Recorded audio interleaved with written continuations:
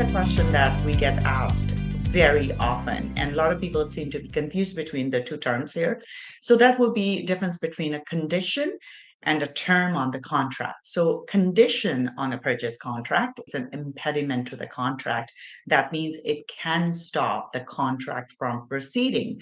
So conditions would be something that basically can stop the purchase going through. So for example, financing condition is important. When you have a buyer, unless they pay in cash, they will need a mortgage. So they can only buy the property if they're approved for a mortgage by the bank or the lender. So in this case, they don't know till they have presented all the facts about the property. So that when the lender qualifies somebody, they're looking at the financial situation of the person as well as the details about the property. So both of them count towards getting the approval for the purchase. So in this case, you do want the buyers coming in with a pre-approval. So you know that as a buyer, they are qualified and now they just have to get qualified for the property.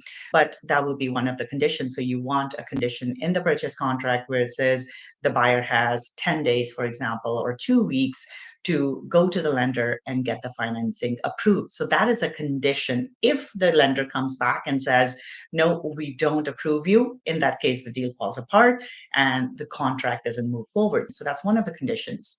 Another condition that we generally come across would be your property inspection condition.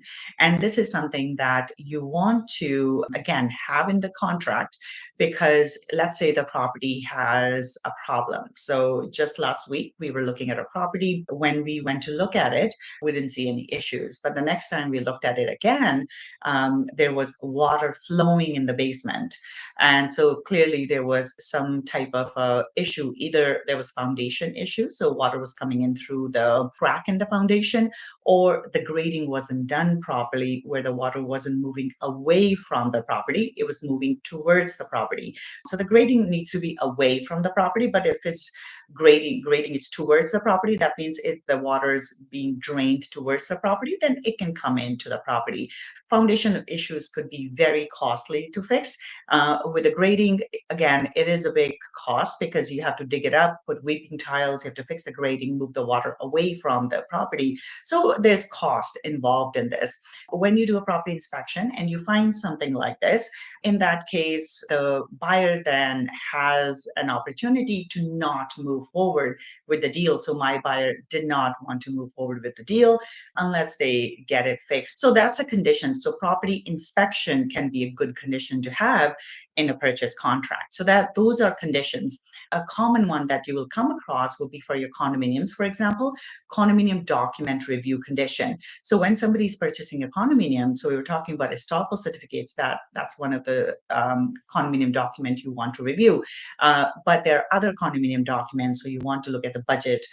You want to see if there's any special assessments of the property. You want to see any big items in the budget, right? So if there's big problems with the property or so forth. So those are some of the things that we will be able to find from looking at the condominium document. So if you're helping someone purchase a condominium, then that would be one of the conditions that the buyer will likely have in there. So that's known as condominium document review conditions. So all of these are buyer conditions. So conditions can be from the seller or they can be from the buyer side. Both parties can have conditions. So conditions are there to protect the party that has included the condition, right? So that's what the purpose of the condition is. Now, on the other hand, terms is anything that is part of the contract. So for example, terms would be, we are selling the property for 650,000, right? That's the purchase price. That's a term. Or the empty vacant possession will be provided for the property on July 31st. That's another term in the contract.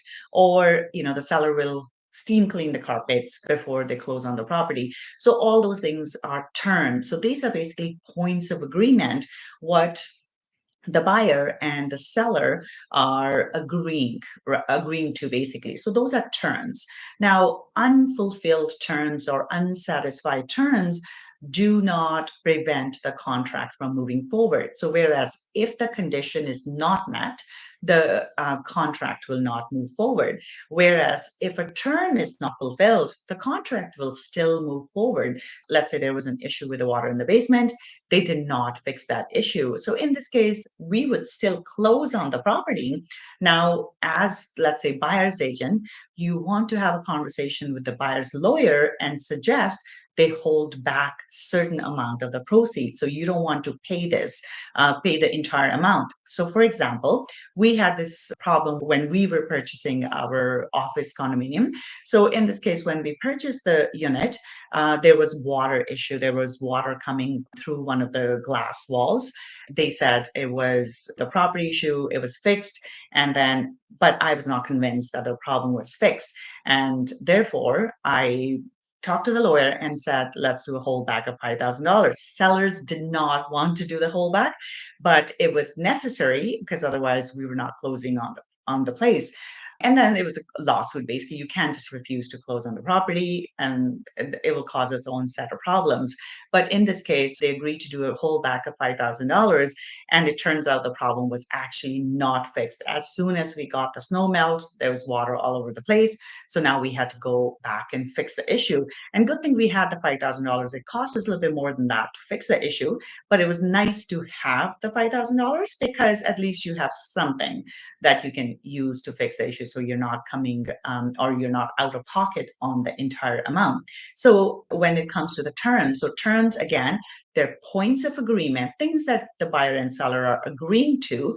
But if one of those terms is unfulfilled, the contract will still move forward. The property will, you'll still close on the property. So let's say steam cleaning the carpet, right? So if the seller did not get the carpet steam cleaned, the property would still exchange hands. So the buyer would still purchase the property, but maybe they'll do a holdback of $250, which they will then use to clean the carpet. So that's the difference between the term and a condition.